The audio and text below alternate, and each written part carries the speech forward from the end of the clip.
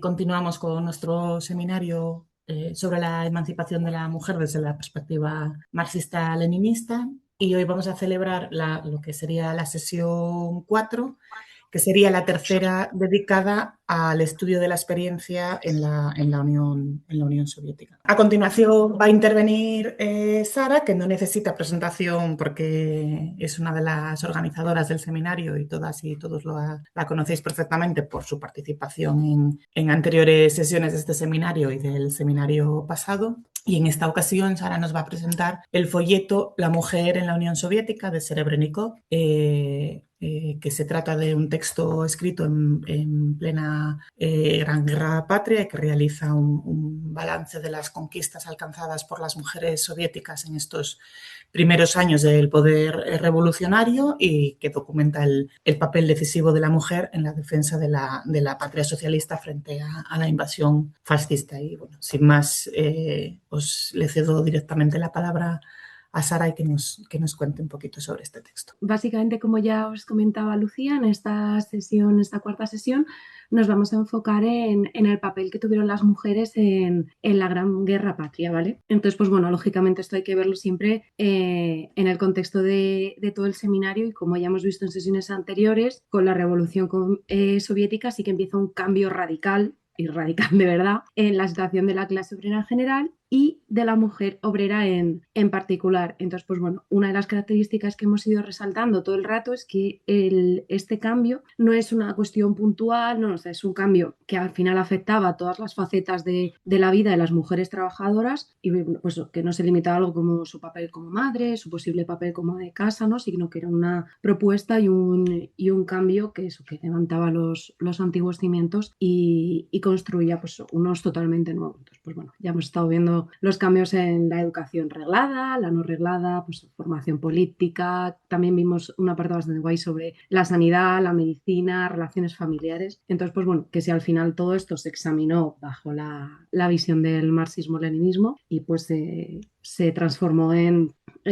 gracias a los nuevos valores soviéticos, ¿no? Entonces, pues bueno, sí que es verdad que en esta primera parte del libro, como ya lo habíamos visto en sesiones anteriores, creo que tampoco tenemos que dedicarle demasiado tiempo porque siempre vamos bastante justitos, pero bueno, que sí que creo que al final, como en la sesión de hoy vamos a ver el papel que jugaron las mujeres soviéticas durante esta guerra, pues bueno, que también este papel viene determinado en gran medida por la concepción de la mujer trabajadora, sus derechos, las capacidades, básicamente que el hecho de concebir a la mujer de una manera nueva en todos los ámbitos no excluía, lógicamente, una nueva concepción de la mujer en la guerra. Vale. Así a modo de pequeña introducción, sí que es verdad que en el texto se menciona un poquito más desarrollado, pero como ya os digo, creo que tenemos mucho contenido, pero bueno, sí que se hace una mención a la participación de las mujeres en los conflictos previos. Entonces, pues bueno, sí que se hace mención pues, a que en la primera revolución rusa, la revolución de 1905, pues bueno, que al final muchas mujeres formaron parte de las huelgas políticas que se organizaron por todo el país, que además eran una parte totalmente activa de la misma, no tanto en las acciones, no solo en las acciones, sino también a la hora de sufrir las consecuencias de las mismas, ¿no? Pues entonces, que muchas de ellas terminaron enfrentando el destierro, la cárcel, pues bueno, exactamente igual que lo hacían el resto de camaradas hombres. Lógicamente, viene la Revolución de Octubre, la Revolución de 1917, y aquí sí que es verdad que se menciona que pocos días antes del estallido de la Revolución, en el Día de la Mujer Trabajadora, pues bueno, que sí que es verdad que tuvo lugar una manifestación masiva de mujeres en Petrogrado, que bueno, pues sí que sería el pan, la paz, el pan y el regreso de sus maridos y de sus hijos del frente. Entonces, pues bueno, que aquí sí que es verdad que ya se ve de manera muy clara cómo estas trabajadoras asumen tareas súper diversas, ¿no? Pues desde lucha en la primera línea hasta organizar ciertos destacamentos sanitarios, labores de agitación, custodiar las fábricas, que a mí este dato es que me pareció bastante curioso porque yo la verdad es que lo desconocía, que es que en su momento estas fábricas sirvieron de fortaleza para los obreros. Entonces, bueno, que sí que estaban protegiendo también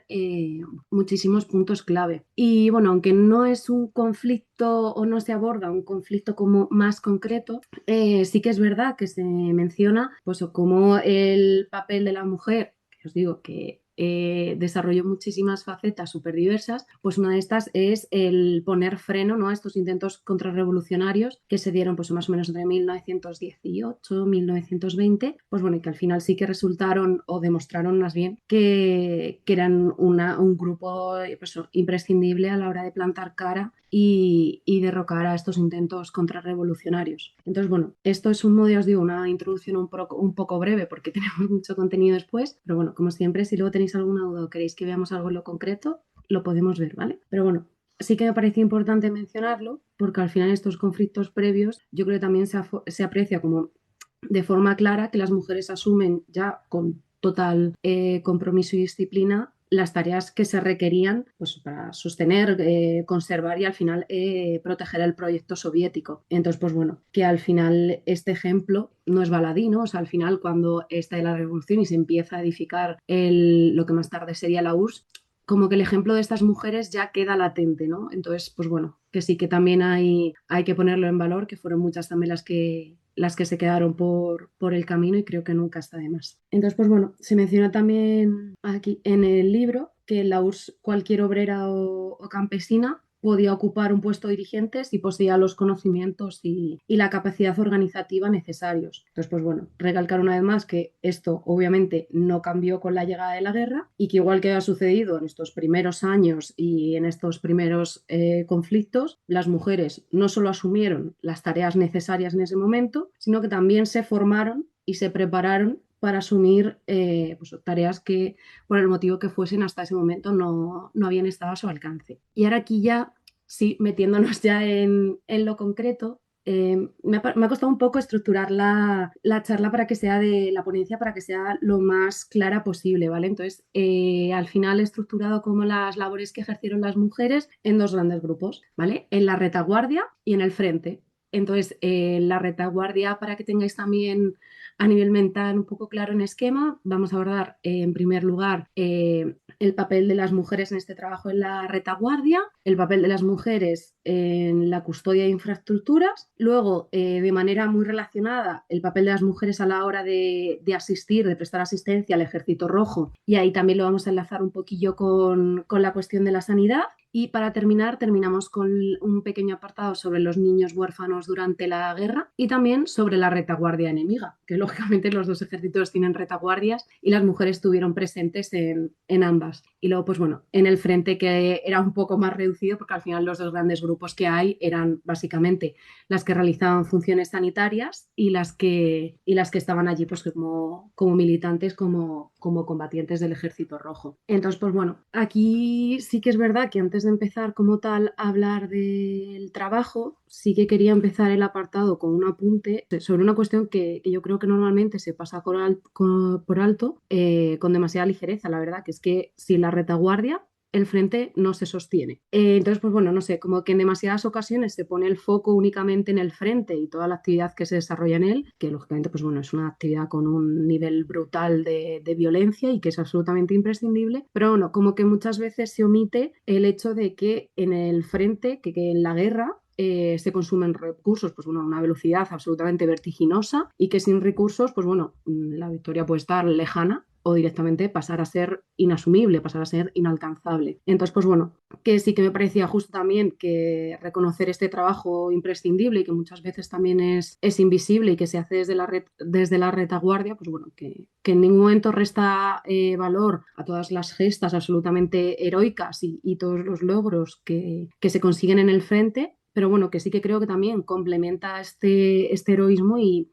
como que le da una amplitud, ¿no? Una colectividad al final que yo creo que nos permite poner en valor, pues bueno, el altísimo coste que supone un conflicto bélico y la ingente cantidad pues, de héroes y heroínas conocidos, bueno, y ya veremos que también un montón de ellos anónimos que, bueno, que sostuvieron el triunfo de la URSS en la guerra contra el nazismo, ¿vale? Entonces, pues bueno, que sí que también me parece de justicia dejar estas cosas blanco sobre negro. Y nada, y bueno, pues respecto de las mujeres en el trabajo, pues bueno, lógicamente la tarea más obvia es que las mujeres relevaron a sus maridos, hijos y hermanos, relevaron a quienes partieron al frente en sus puestos de trabajo. Entonces, pues bueno, que estas mujeres al final acabaron convertidas en combatientes de la retaguardia y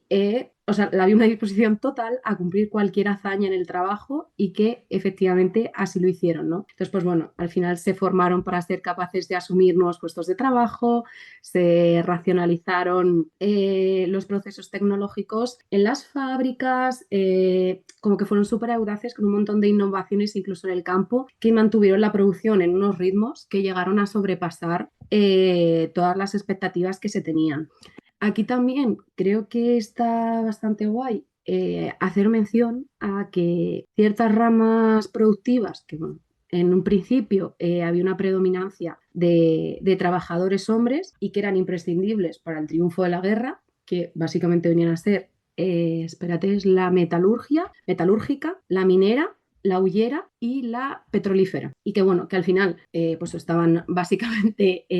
con una mayoría de trabajadores hombres, pero que las mujeres soviéticas se formaron y prepararon para todas ellas. Y además ya eran capaces de asumir esas tareas desde los primeros meses de la guerra. Entonces, pues bueno, que al final el control de lo que decíamos antes, ¿no? El tener un control y una producción en estas ramas, pues que al final es también una cuestión imprescindible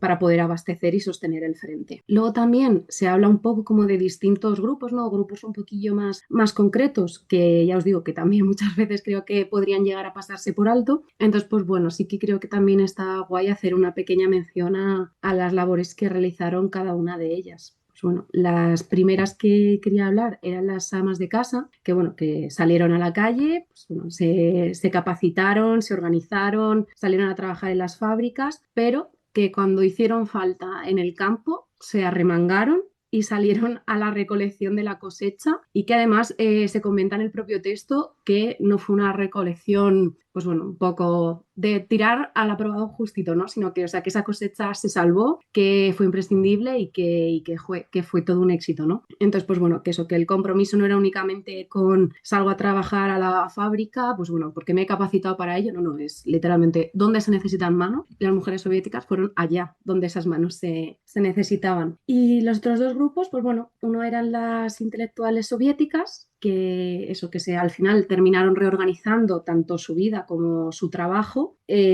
para adaptarlo a las exigencias concretas que tenía la guerra en ese momento. Entonces, pues bueno, sí que es verdad que creo recordar que, no se, que se ponen varios ejemplos concretos en el texto y no nos podemos parar a irlos viendo uno a uno, porque al final es mucho contenido, pero bueno, yo sí que creo que se puede afirmar sin ningún tipo de dudas que al final se dio un progreso extraordinario, pues de lo que hemos comentado antes, de racionalizar recursos, de hacer,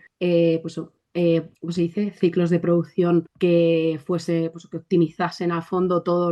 lo disponible, porque al final tampoco era tanto. Entonces, pues bueno, que esas intelectuales también pusieron además de su mano su intelecto al servicio de las necesidades de la guerra. Y por último, pues bueno, estaban las actrices, que al final, pues bueno, pues cada uno tiene un talento en esta vida y pues las actrices al final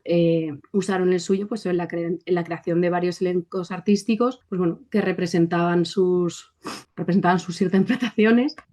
frente a las unidades militares, tanto en la retaguardia como en el frente, en plena zona de guerra. Entonces, pues bueno, aquí sí que yo creo que solamente con estos ejemplos respecto del trabajo, pues bueno, sí que queda claro que al final las mujeres no solo se capacitaron y buscaron estas mejoras técnicas, sino que demostraron su compromiso con la victoria, trabajando además cuando y cómo fuese necesario para la producción. Varios de los ejemplos que se mencionan es que, bueno, que hubo varias que exigieron categóricamente que se colocasen camas en las zonas de descanso de las fábricas para, en caso de necesidad, ni siquiera perder el tiempo que puedas tardar en ir y volver de casa. O sea, termino de trabajar, descanso y en cuanto me levanto ya estoy ahí, vuelvo a estar disponible para lo que se me necesite. Entonces, pues bueno, aquí sí que puse dos citas que yo creo que también reflejan bastante bien el sentir del papel de las mujeres en el trabajo, ¿no? Pues bueno, ahí tenéis la primera de ellas. Las máquinas en las que trabajaban nuestros compañeros que marcharon al frente no quedarán paradas ni una hora, ni un segundo. Y la segunda es, si es preciso, trabajaremos día y noche, y si llega el caso, os ayudaremos con las armas en la mano. No os preocupéis por nosotras, no estéis intranquilos. Tenemos plena conciencia de nuestro deber ante la patria y comprendemos toda la seriedad y la responsabilidad de la situación. Entonces, pues bueno, que aquí. Sí que es verdad que estuve buscando y hay muchísimas fotografías y algunas están, la verdad es que bastante guay. Aquí, pues mira, por ejemplo, aquí sí que vemos pues, mujeres fabricando bombas en 1942, unas mujeres en la planta de diatomeas, que al parecer es un fertilizante para plantas, que yo lo desconocía absolutamente. Entonces, pues bueno, sí que es verdad que algunas, pues bueno, precisamente como estas son de los años 60 y tal, pero no hay tantas imágenes de la guerra como yo esperaba. Y pues nada, pues la de abajo es unas obreras en la planta de fundición Karmars en 1942. Aquí. Vale, pues al final la siguiente era que, un poco la línea de lo que hemos hablado antes, en la guerra hay que proteger especialmente una serie de cuestiones que son imprescindibles para la victoria. Entonces, pues bueno, se encomendó a las mujeres la custodia de empresas e instituciones del Estado,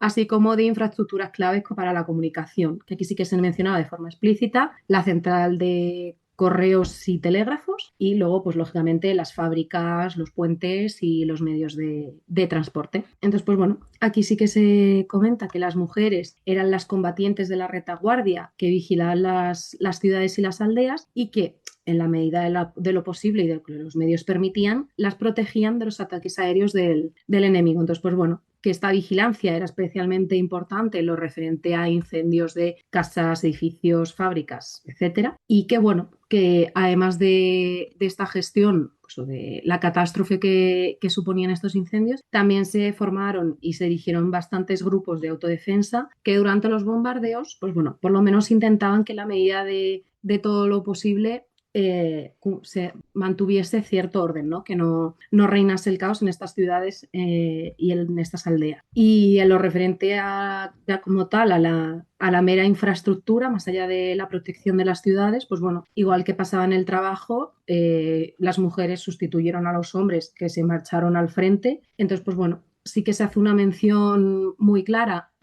perdón, al transporte marítimo, que al parecer fue una tarea que se asumió con bastante éxito, a pesar de que era un trabajo pues, que requería un nivel de fuerza y de resistencia física bastante grande, pues bueno, que se menciona de hecho que ni siquiera asumen únicamente las labores de los marineros, o sea que al final tuvimos mujeres que se formaron como mecánicas, como capitanas de barco, como jefes de puerto y luego respecto del transporte terrestre sí que es verdad que se hace una mención a que durante el periodo de guerra más de 40.000 mujeres se incorporaron a las filas de los ferroviarios, pues en el mismo sentido, asumiendo un montón de tareas tanto de gestión como pues,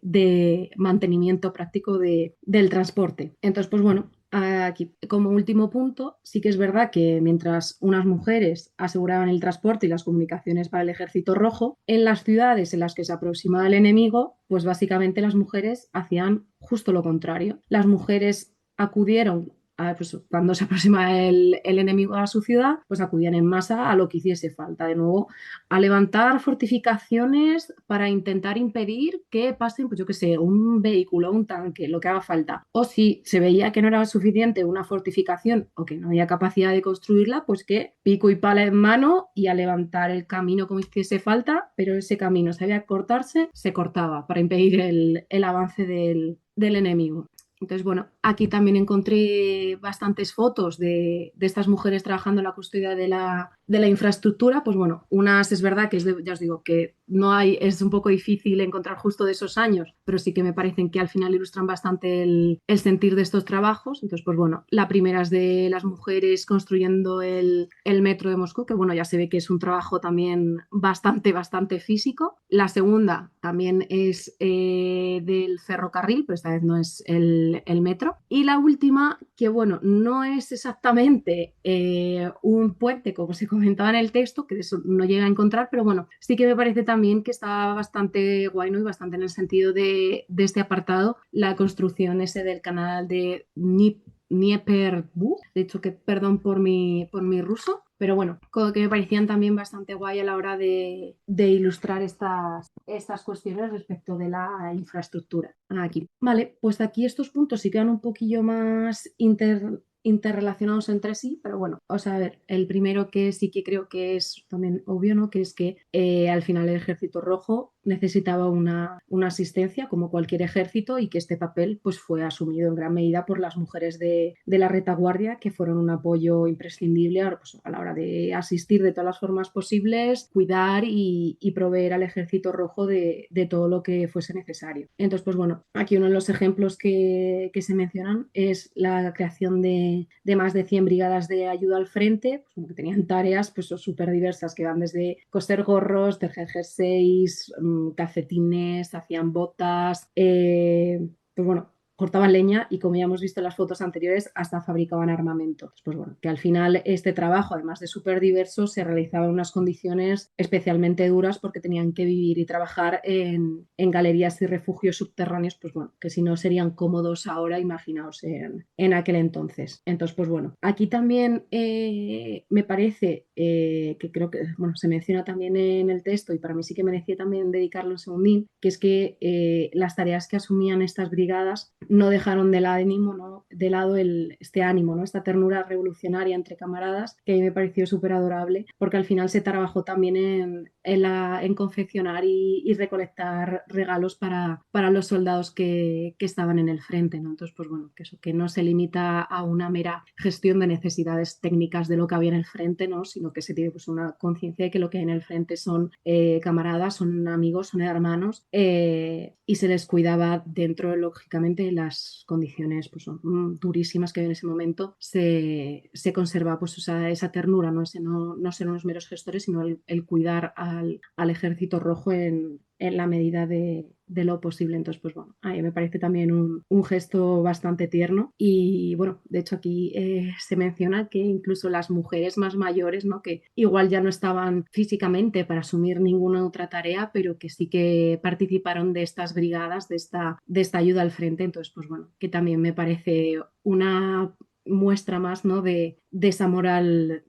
soviética y no sé, ahí particularmente me pareció un gesto realmente, realmente bonito. Y bueno, como segundo punto, que sí que creía que también podría ayudarnos un poquillo a entender la situación de las mujeres, era el subsidio que se menciona que existe para las familias del Ejército Rojo, porque al final el hecho de poder recibir este subsidio del Estado y no tener como cierta ayuda a la hora de sostener a la familia de los combatientes, sí que hacían que estas mujeres pudiesen librarse, ¿no? como de esa carga tanto mental como igual laboral para centrar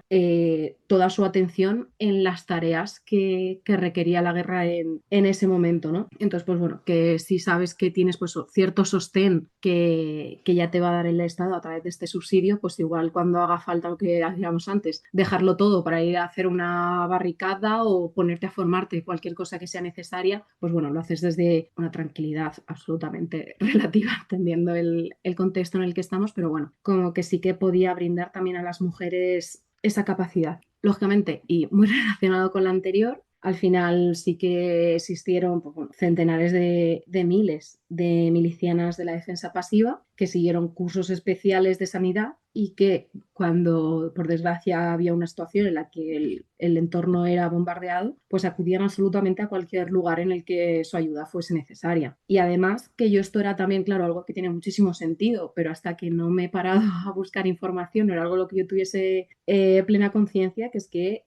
decenas de miles de mujeres se presentaron como donantes de sangre y que lógicamente esto supuso también poder salvar un montón de vidas de combatientes heridos. Entonces, pues bueno, ahora en la siguiente diapositiva además vamos a ver una sala de sanidad de estas en las que se hacían estas donaciones de sangre, que a mí me ha parecido como súper súper curioso, la verdad. Y nada, y ya a modo de mención, que también lo veremos más adelante cuando hablemos de las cuestiones sanitarias en el frente, pues bueno, tener claro que una de las prioridades que hubo, una de las consignas de guerra, pues era que todas las mujeres, sin excepción, deben estar preparadas para la defensa sanitaria. Y nada, para cerrar como este triple eje, pues bueno, otra vez volviendo una vez más a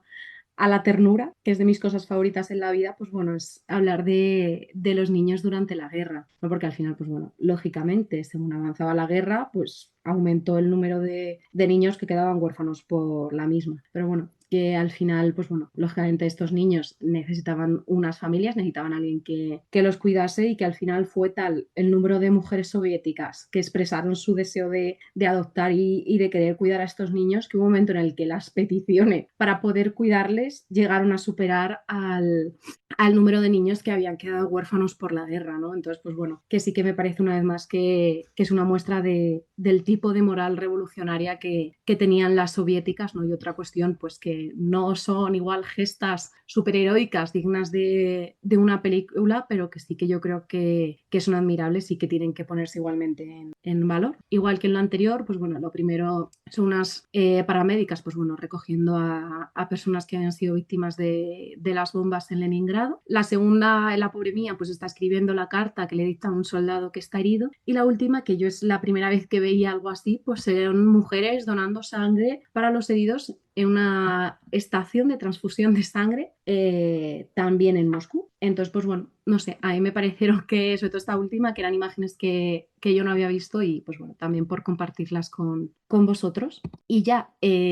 como último punto de las mujeres en la retaguardia, pues es tener en cuenta que existen dos retaguardias en los ejércitos, igual que existía una retaguardia del ejército rojo, pues el ejército alemán y el ejército nazi también tenía su propia retaguardia. Entonces, pues bueno, en el texto se desarrolla también de forma súper amplia cómo las mujeres supusieron una parte importante del movimiento guerrillero en la lucha que se llevó a cabo en esta retaguardia alemana. Entonces, pues bueno, lógicamente se menciona que estas actividades conllevaban un riesgo especial y suponían pues, una serie de peligros extraordinarios, pero que incluso en esos momentos las mujeres soviéticas fueron una parte totalmente activa en la lucha. Y aquí sí que llega un momento en el que se daba incluso una cierta división de tareas, ¿no? Porque llegado el momento, algunas se vieron forzadas a abandonar las ciudades y continuaron la lucha pues, bueno, en los bosques o escondidas por zonas cercanas, pero también hubo otras que sí que se pudieron quedar en estas ciudades, pero que eran quienes hacían pues, de exploradoras, de sanitarias, eran quienes abastecían a los guerrilleros de lo que hiciese falta. Munición, pues munición, víveres, víveres. Y, lógicamente, hacerles llevar toda la información que pudiese ser útil en ese momento. Entonces, pues bueno, también mencionar que, lógicamente, pues el peligro en territorio enemigo es el que es y que al final, pues bueno, que muchas de estas mujeres de la retaguardia pues terminaron muriendo como heroínas, pero bueno, terminaron muriendo y que muchas de ellas, pues bueno, al final por motivos obvios son heroínas anónimas, pero bueno, en el texto yo creo que sí que se comenta que se llama Zoya Kosmodeimanskaya, que nada, que sí que fue capturadas por los nazis, que fue lógicamente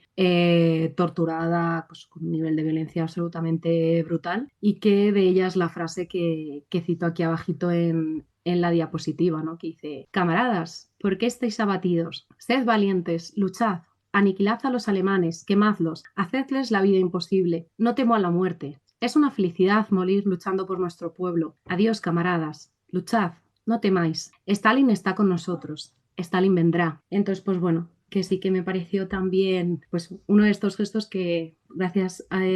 pues, igual incluso por la suerte esta camarada no es anónima, pero que vamos, que es obvio que muchas de ellas, pues por el motivo que fuese, no conocemos sus nombres, pero bueno, que su actividad fue totalmente imprescindible en lo referente al trabajo en la retaguardia alemana. Y aunque aparece en el final del texto, sí que creo que tiene mucho más sentido aquí el abordar la cuestión del internacionalismo proletario, ¿no? La capacidad de poner por delante los intereses, por delante los intereses de las burguesías nacionales, el interés común del proletariado mundial. Entonces, pues bueno, que en el texto sí que se hace una mención a que esto se abordó de muchas formas, pero se destaca especialmente un meeting que tuvo lugar en Moscú en 1942, pues bueno, en el que las mujeres soviéticas, que además eran participantes activas de la guerra, se dirigieron a todas las mujeres trabajadoras del mundo, pues, exponiendo abiertamente que la victoria soviética suponía una victoria para el conjunto de todo el proletariado y haciendo además como un llamamiento súper expreso a que todas las mujeres que buscasen la paz, que quisiesen que sus hijos volviesen de frente, sus maridos o incluso simplemente un porvenir que fuese libre para ellas, tenían que participar activamente de esta lucha contra el fascismo de la forma en la que les fuese posible. Pues bueno, lógicamente, y se podía luchar armada, pues luchar armada, pero que si no, destruir o dificultar las comunicaciones, obstaculizar la producción alemana, sabotear la industria, o sea, cada una en la medida en la que fuese posible, lógicamente, cada granito de arena que estuviese posible y disponible para frenar el avance fascista, pues lógicamente era más que bienvenido. Entonces, pues bueno, aunque sí que se transcribe gran parte del discurso, sí que hay una frase final que es la segunda cita que podéis ver en la diapositiva, que yo creo que es eso, que el que ansía la victoria, que contribuya a ella. La victoria jamás llega sola, es preciso conquistarla. Entonces, pues bueno, que aquí ya os digo que me pareció también a modo de mini resumen, porque siempre vamos mal de tiempo, pero creo que es también bastante ilustrativa. Y ahora pues pasamos ya como al segundo grupo, que son todas estas mujeres que participaron en el frente, que recordad que dividíamos aquí solamente en dos grandes grupos, uno de sanidad y otro pues ya de combatientes, iba a decir militares, pero bueno, algunas de ellas acabaron siendo militares casi de rebote, pero bueno, que eran las mujeres en el frente. Entonces, pues bueno, sí que es verdad que se hace una mención que yo también creo que es bastante interesante, que es que ya antes del estallido de la guerra ya había centenares de miles de mujeres que se prepararan activamente para la defensa de la patria. Entonces, pues bueno, que esto iba desde practicar deporte y entrenar súper duro para conseguir la insignia de apto para el trabajo y la defensa, y luego otras tantas que se formaban como enfermeras militares para el apto para la defensa sanitaria,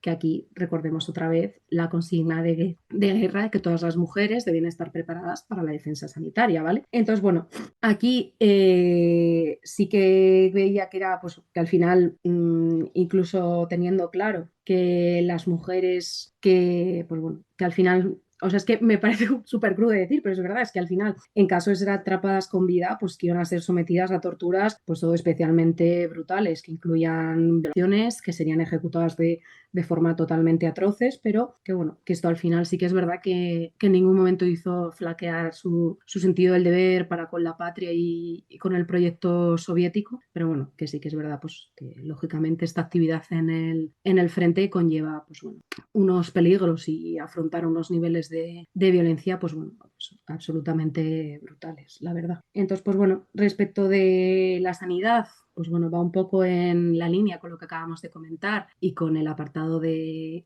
sanidad que habíamos visto de las mujeres en la retaguardia, pero bueno, básicamente que hubo pues, centenares de mujeres que ingresaron en los destacamentos sanitarios, que estudiaron además como cursos específicos de enfermería, pues bueno, porque al final no es lo mismo ser enfermera en tiempos de paz que la necesidad que tienes de una asistencia de una enfermera en tiempos de guerra. Y bueno, que frente a esta concepción, ¿no?, de que, bueno, que las mujeres eran secundarias o cualquier cuestión así, que muchas de ellas se encontraron en el frente, pero vamos, desde los primeros días de la guerra, prestando auxilio pues, a los combatientes heridos desde un primer momento. Entonces, pues bueno, aquí de nuevo sí que destaco una frase que yo creo también es bastante ilustrativa de este sentir de cómo se trabaja en el frente soviético, ¿no?, que dice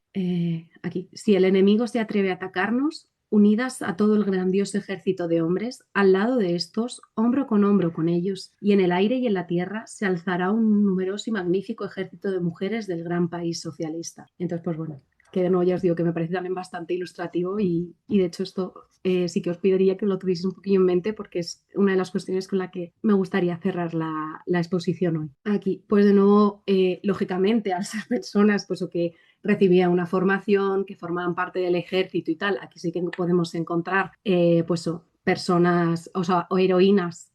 con nombre y apellidos, ¿vale? Valga la redundancia. Y bueno, pues aquí os pongo algunas de las que se mencionaban en el texto, pues bueno, desde Elena Kovalchuk, que bueno, arrastró un soldado herido, además, o sea, una cantidad de metros impresionante, creo recordar además que es que fueron como 200 metros, que en una situación normal ya es muchísimo, entonces por mitad de un campo de batalla fue una gesta absolutamente increíble. También tenemos a Yekaterina Mijailova Diomina, que sirvió la infantería de la Armada también desde los primeros meses de la guerra Y a su lado, pues bueno, tenemos también a otra Ekaterina. Uy, anda, pues perdón porque he puesto mal el nombre, la que lo leo. Pero bueno,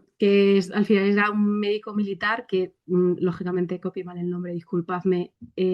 por el error. Pero bueno, que la camarada que aparece en la fotografía sí que sacó a cientos de hombres del campo de batalla y que resultó herida 3 veces durante su carrera, no del traslado, sino a lo largo de su carrera militar, fue herida 3 veces y en las 3 siguió volviendo a donde hiciese falta para asistir a los camaradas que estaban heridos. Y la última, pues bueno, era más o menos ejemplificar un poco, ¿no? Que aunque hay camaradas pues, que fueron auténticas heroínas, de las que sí conocemos nombre y apellido, pues bueno, la cuarta también me parece muy ilustrativo, ¿no? De este trabajo anónimo y de este heroísmo anónimo de esa cuarta fotografía, pues bueno, que no sabemos quién es esa enfermera, pero que desde luego, pues bueno, su labor fue tan encomiable como la de cualquier otro camarada que participó en la guerra. Entonces, pues bueno, era también por tenerlo aquí un poco a modo de ejemplo. Y ya, por último, pues bueno, lógicamente las mujeres que combatieron en primera línea. Entonces, pues bueno, que lógicamente, pues como ya hemos dicho al principio, las mujeres soviéticas desempeñaron todos los papeles que la guerra demandaba y pues ser combatientes de primera línea no fue una excepción. Entonces, pues bueno, sí que es verdad que aquí encontramos ejemplos más conocidos que en otros trabajos que fueron desarrollados por mujeres durante la guerra y que, de hecho, en la siguiente diapositiva vamos a ver como 3 de ellos, de hecho los 3 que se mencionan aquí, pero bueno, que lógicamente pues que aquí tampoco entendía que al ser más conocido, pues bueno, que tampoco era un trabajo que nos fuese ajeno ni unas gestas que nos fuesen ajenas. Entonces, pues bueno, sí que es verdad que no quería dejar pasar la oportunidad de poner esta frase de Nina Onilova, ¿no? De no sé pronunciar discursos, pero sí sé hablar muy bien con los perros fascistas en el idioma de mi ametralladora. Que, o sea, no se puede ser más genia para no saber dar un discurso, la verdad. O sea, me parece una frase. Entonces, pues bueno, no quería desperdiciar la oportunidad también de compartirla. Y nada, y aquí pues, pues o sea, los 3 ejemplos que he mencionado anteriormente, pues bueno, la archiconocida Ludmila Pavlichenko, que se presentó como voluntaria para el Ejército Rojo el día siguiente, o sea, el día posterior al comienzo de la invasión nazi de la URSS, o sea, fue de las primerísimas que se presentó como voluntaria y nada, pues que al final terminó causando 309 bajas entre los nazis y es la francotiradora más exitosa de la historia. Entonces, pues bueno, o sea que de ella también es verdad que tenemos incluso películas, ¿no? Se estrenó en el cine hace poco una de ellas, entonces pues bueno, que es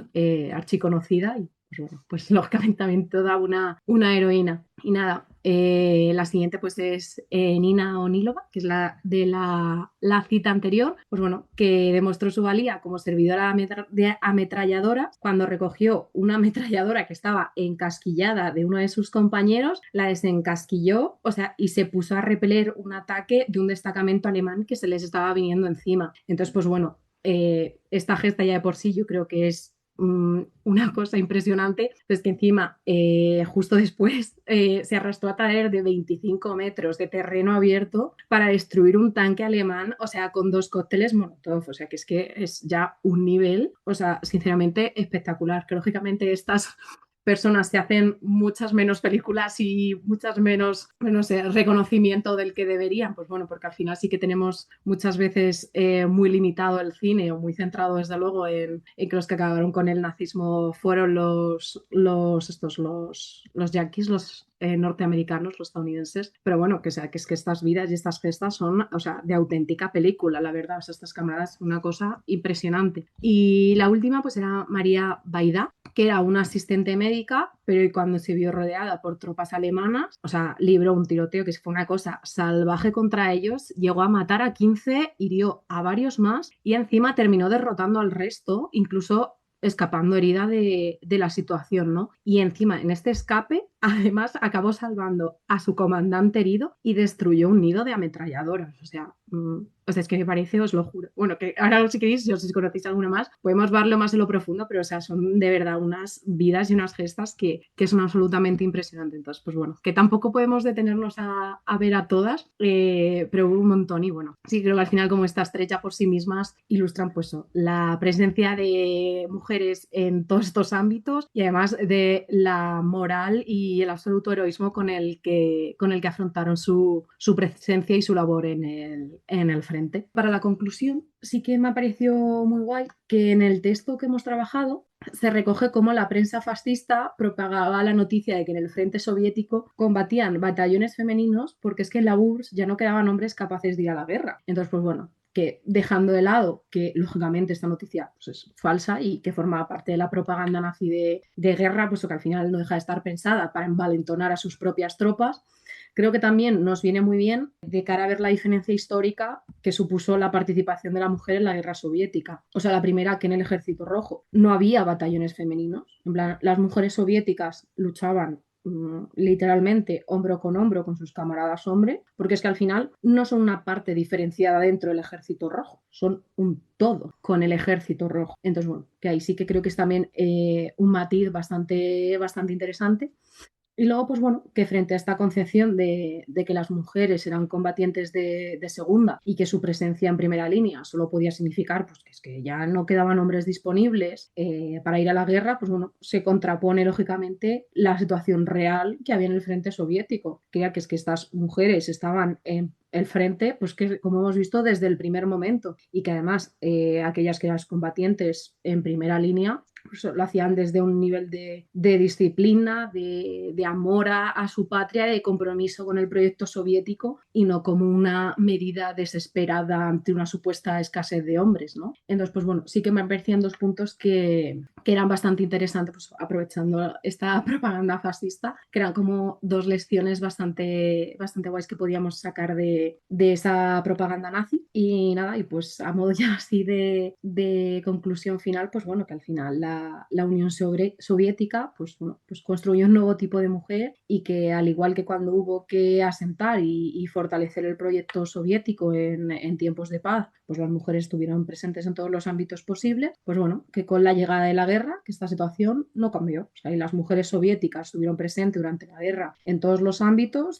defendiendo la República Soviética, que ellas mismas habían cuidado durante estos tiempos de paz. Hasta aquí la ponencia. Espero que no se os haya hecho muy larga y ahora podemos ir viendo eso, dudas, cuestiones que queráis ver, alguna curiosidad que tengáis, que además creo que lo de hoy, o sea, tiene tantas cosas tan épicas que da para que hablemos de un montón de cosas. Genial. Sara, muy buena exposición, muchas gracias. Manuel. Hola, buenas tardes. Muchas gracias por la exposición, Sara. Quería recordar, porque probablemente lo sabéis, que hay dos libros muy interesantes y épicos traducidos al español de Liuba Vinogradova. Uno se llama Las Brujas de la Noche, que se refiere al grupo de aviadoras soviéticas durante la Segunda Guerra Mundial, y hay otro que se refiere a las francotiradoras, precisamente, que se llama Ángeles Vengadores. Esos libros están traducidos, se pueden encontrar en español. La autora es Liuba Vinogradova. Luego quería también comentar algo que ya aparece en el texto que hemos leído y que ha mencionado Sara, ¿no? Es el caso de Zoya Kosmodemyanskaya, que es un personaje mítico en la URSS, no porque fuera la única. Era una chica muy joven, estudiante, yo creo que no sé si había llegado a entrar aún en la universidad, se hizo partisana. Es decir, estaba tras las filas enemigas, la pillaron, la torturaron y la ejecutaron. Entonces esa frase que ha puesto Sara es muy famosa porque quedó recogida y además ella se ha convertido en la literatura y en las películas soviéticas en una figura muy conocida y mítica, entre otras cosas porque los alemanes nazis tenían la costumbre de fotografiar muchas veces las ejecuciones públicas. Entonces hay una famosa foto de ella colgada con un cartel colgando del cuello, que no me acuerdo exactamente qué dice, pero en fin, que es un caso muy conocido de chica muy joven que estuvo luchando tras las filas enemigas y no fue la única. Lo que pasa es que es la más conocida, se conoce su nombre, existe esa fotografía y ha sido muchas veces recordada. Y otra cosa que también quería decir, que ya hemos comentado en otras ocasiones, es que la incorporación de muchas mujeres en funciones como tanquistas, aviadoras, ingenieras y otras durante la guerra, no solo en la retaguardia, sino en el frente, fue posible por la historia inmediatamente anterior, es decir, por el hecho de que había habido tractoristas, había habido ingenieras que tenían una experiencia en la producción, había habido directoras de fábricas, es decir, había habido organizadoras. En los años inmediatamente anteriores a la guerra, había 2.500 y pico mujeres presidentas de soviets rurales, algo así como alcaldesas, digamos, ¿no? Es una cantidad muy grande. Significa que había muchas mujeres con experiencia de organización que luego pudieron poner al servicio de todas las avatares que ocurrían en la guerra, ¿no? Entonces, ese fenómeno que se da, porque también se dio un fenómeno de incorporación de la mujer a la producción bélica en casi todos los países, en Inglaterra, en Francia, bueno, en Francia no porque estaba ocupada, pero en Inglaterra, por ejemplo, sí, e incluso en Estados Unidos, pues muchas mujeres reemplazaban a la mano de obra masculina que había sido enviada al frente. Ese fenómeno no era solo propio de la Unión Soviética. Sin embargo, lo que sí que era propio y específico era que hubiera tantas mujeres en puestos organizativos y de primera línea en el combate con una experiencia cualificada. Y eso sí que es un producto de los años inmediatamente anteriores, y en particular de los 3 planes quinquenales que había dado tiempo a empezar y casi terminar desde el año 28 hasta el año 41, ¿no? En fin, eso es lo que quería señalar y daros las gracias porque recordéis estos episodios que no deben de ser olvidados. Gracias, Manuel. Pedí la palabra a Ainhoa cuando quieras. Hola, ¿se me escucha? Nada, sí, comentar. Manuel ha dicho lo que iba a decir de las brujas de la noche, que me parece también súper interesante porque además los jóvenes que eran, la mayoría no tenían apenas más que 20 años o así, o sea, es impresionante. Y nada, aportar un poco también en referencia a más mujeres combatientes, la historia, bueno, tampoco sé ruso, ¿eh? María Oktyabrskaya o algo así, que era una mujer que su marido lo matan en el frente, y como la rechazan para combatir por su avanzada edad y porque también tenía 36 años en ese momento y tenía también enfermedades de tuberculosis y así, decide vender sus propiedades. Y dijo de que quería comprar un tanque. Escribió a Stalin para decirle, oye, he estudiado durante unos años y quiero ser un combatiente, o te doy 50.000 rublos y quiero que se llame compañera de armas. Entonces, esa historia me parece fascinante porque además la mujer lo encabezó, digamos, lo que es eso, la conducción del tanque y la mataron en batalla, pero durante mucho tiempo estuvo al frente Entonces me parece una historia bastante interesante. Y nada, y ya solamente comentar que me ha chocado lo de las actrices que ayudasen en el Ejército Rojo porque siempre he tenido como, bueno, quizá más por la propaganda que hay, digamos, de que las actrices, todos los escritores, todo lo que es el mundo intelectual, como que siempre ha estado conspirando contra lo que es la Unión Soviética, como de contrarrevolucionarios. Y bueno, para qué decir, hay películas como La vida de los otros, de los que claramente pues, son actores que están en la RDA que no quieren, bueno, pues eso, ser capitalistas, y etcétera. Entonces a mí me ha sorprendido eso de que realmente pues, los actores y actrices pues digamos que ayudasen dentro de esta gran guerra, que yo creo que es más por eso, ¿no? De que siempre se ha dado esa imagen de contrarrevolucionarios. Y nada, simplemente eso, aportar y esta información y bueno, que muchas gracias por la sesión, muy interesante. Y sí, bueno, respecto a lo que comentaba Moleón, que bueno, que o sea, siempre son unas aportaciones, yo creo que como súper necesarias y que aportan un montón. Mientras buscaba todas las imágenes que he puesto para la guerra, hay una cantidad de imágenes de mujeres soviéticas, especialmente de la retaguardia, a las que los nazis tiraron fotos después de torturarlas una vez ya muertas, que lógicamente no las he puesto porque es que la verdad es que me parece una falta de respeto, pero o sea, de verdad que son son absolutamente, o sea, escalofriantes, es que te ponen los pelos de punta. Entonces, pues bueno, que también saber que el hecho de que si te pillaran, lógicamente, si eras soviético, o sea, ibas a pillar violencia como no está escrito, lógicamente, pero esa especial saña, ¿no? que había con las mujeres, ¿no? También a modo de disciplina, ¿no? O de ejemplo lo que te podía pasar para el resto, o sea, que son absolutamente escalofriantes y bueno, y que encima ya tuviesen la indecencia de fotografiarlo, ya es una cosa apabullante, pero bueno, que sepáis que esas fotografías existen y que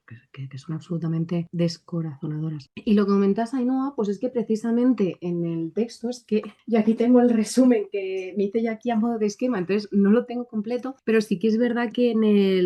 el texto que mandamos, que si me das un segundín igual lo puedo incluso hasta encontrar, sí que se ponían varios ejemplos pues, de estos artistas que te digo que al final artistas no son solamente actores, o sea que te quiero decir, habrá gente hecho características absolutamente de cualquier tipo de don artístico, pero bueno, que si igual habrá gente no únicamente artistas de obras de teatro, de cuestiones así, pues bueno, entiendo que serían músicos y tal. Y creo recordar que en el texto vienen,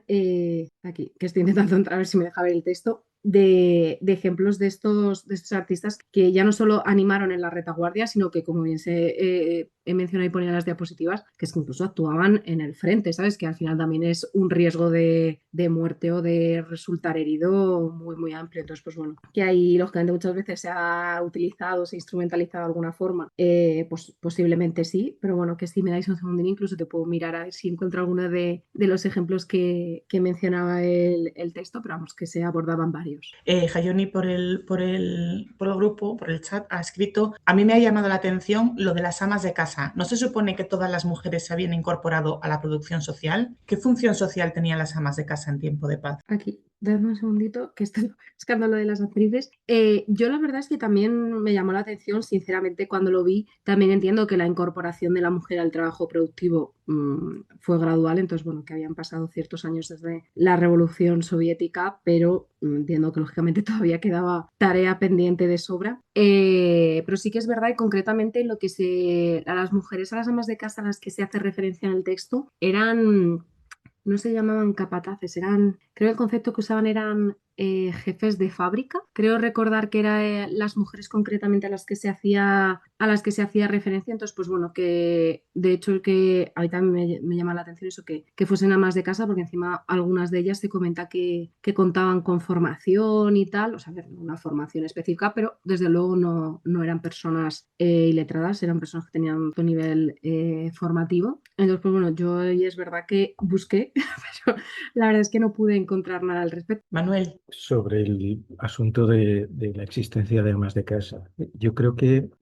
en todo el repaso este que estáis haciendo a la historia de la URSS, no se puede olvidar que los procesos sociales son eso, procesos.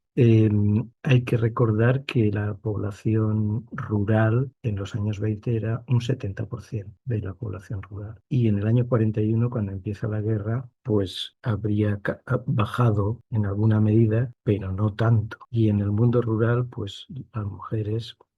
debían en una proporción significativa, debían aún de estar sujetas a las costumbres ancestrales. No hablemos ya de las repúblicas asiáticas de la URSS, donde las campañas para eliminar el velo facial o el hijab pues se extendieron hasta los años 60, porque no quisieron hacerlo por decreto, sino como un proceso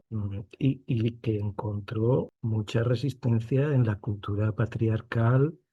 que era la que existía. Lenin tiene un texto del año 20, creo que es, en donde dice, en nuestro país, o sea, son ya 3 años después de la revolución, y dice, en nuestro país hay 5 modos de producción. Y cita el patriarcal, el capitalista, porque es un país en el que empieza habiendo elementos de socialismo que luego van ocupando zonas cada vez más amplias de la producción y de la vida social, pero en el que coexisten durante muchísimas décadas todo tipo de costumbres, porque es un país, es una civilización multiétnica donde los ritmos de desarrollo social habían sido y eran muy desiguales. Entonces yo supongo que habría una cantidad de mujeres que eran amas de casa, por supuesto que sí. Es decir, cuya ocupación principal era las tareas domésticas. Eso no me cabe la menor duda. No recuerdo ahora qué porcentajes de mujeres incorporadas al trabajo fabril había, pero yo creo, me suena que en los años inmediatamente anteriores a la guerra era de un 40%. Es decir, eran muchas, pero no eran todas. Eso es, yo creo que los procesos históricos no se producen ni por decreto ni instantáneamente. Ocupan muchas décadas, incluso varias generaciones. Esti. Sí, yo iba a decir algo parecido, incluso escuchando a Manuel me he acordado de que cuando, bueno, lo comentamos hace un par de sesiones sobre el devenir de la Internacional de Mujeres Comunistas, qué había pasado con esas conferencias y también hemos comentado que existía como un departamento de la mujer, no sé si es el CENTODEL, no sé si lo he pronunciado bien, que luego también desaparece en los años 30, menos en Oriente. Para las repúblicas de Oriente se ve la necesidad de que todavía haya un órgano específico que trate sobre la situación de las mujeres en esas repúblicas. Eso sí, más como dato. Y sí que estaba mirando un poco el mismo hilo que comentaba Manuel, que hay que tener algo en cuenta, y lo ha comentado Sara también. Por ejemplo, el texto dice que en 1940 había casas cuna permanente con 890.000 plazas y casas cuna temporales que atendían más o menos a un poco menos de 4 millones de niños, ¿no? A ver, el folleto no nos da la población infantil total de la URSS en el año 40, pero si hacemos una estimación gruesa de población de 190 millones de habitantes y echámosle un 15-20% de niños, estamos hablando de entre 28 y 38 millones de niños, ¿no? Entonces, evidentemente, todavía lo que he dicho, como León, un proceso de socialización del trabajo doméstico, no solo en época de guerra, sino también previamente, pues que poco a poco se iría aumentando. ¿Es mucho o poco? Pues si se compara con la necesidad total, evidentemente es poco, pero es realmente poco comparando con lo que había antes. Creo que el propio texto comentaba que no me acuerdo qué año era, 1910 y algo, 10 y poco, eran unas 500 plazas lo que había en las casas cuna permanentes. Y estamos hablando de que en 30 años pasaron de unas 500 plazas a eso, a casi 900.000. Entonces, teniendo en cuenta que van en un país que la URSS en los años 30 estaba haciendo algo pues, sin precedentes, ¿no? O sea, industrializar un país atrasado, con un capitalismo atrasado objetivamente, haciendo en décadas lo que otros países habían podido hacer en un siglo y además de un entorno hostil, sin inversión extranjera, partiendo de unas condiciones materiales miserables, ¿no? Entonces, partiendo un poco del ejemplo de las casas cuna, pues eso, tener en cuenta que evidentemente pues sí habría amas de casa que seguían cumpliendo esa función social importantísima en periodo de paz y también en periodo de guerra, que es reproducir la fuerza de trabajo para seguir en la construcción del Estado socialista y que sí que evidentemente existirían durante muchos años más. Y cuando cayó la URSS también, vamos, porque es un proceso inacabado. Para Ainhoa, por si te sirve de referencia, que además he encontrado por fin como las páginas exactas, en la del texto que hemos leído, ¿vale? En la página 26 tienes un par de párrafos dedicados a la mujer soviética y el papel que ocupaba en el arte, pues bueno, que habla también de concursos internacionales, que además bastantes artistas soviéticas alcanzaron los primeros puestos y que varias acabaron con el premio Stalin, que se adjudicaba en la URSS de forma anual y pues bueno, que muchas de ellas eran mujeres. También habla concretamente del arte, pero esta vez más enfocado en los pueblos de la Unión Soviética y de las manifestaciones artísticas populares, pero esta vez es en la página 38 porque está todo un poquito disperso. Y la última que habla en lo concreto respecto a estas actrices en la retaguardia es la página 46, ¿vale? Que sí que te habla además concretamente de compañías, que concretamente se nombra al Gran Teatro, del Mali Teatr, supongo que se dirá, de nuevo no sé ruso, lo siento, y del Teatro del Arte. Y además había otros grupos, pues bueno, como el Teatro de la Ópera de Leningrado. Entonces, pues bueno, ya te digo, la página 26, la página 38 y la página 46, si alguno se ha quedado así como con ganas de profundizar un poquillo más en esta cuestión de los artistas, pues ahí tenéis también varias referencias que lo abordan desde distintas perspectivas en el mismo texto que hemos leído. Me he acordado de otra cosa en relación con lo de los artistas que quería decir, que yo creo que lo ha dicho también Ainhoa, pero me parece interesante también un poco, pues, bueno, profundizar, no, pero un poco seguir hablando de esto, porque esa imagen del artista o el intelectual en permanente conflicto con el poder soviético, así como, por decirlo de alguna forma, o en modo sabotaje, ¿no? Que se nos plantea muchas veces y que ha comentado Ainhoa, me parece que también tenemos que tener claro que responde más a la construcción ideológica en la Guerra Fría, también ha dicho ella, como propaganda, ¿no? Anti-URSS, más que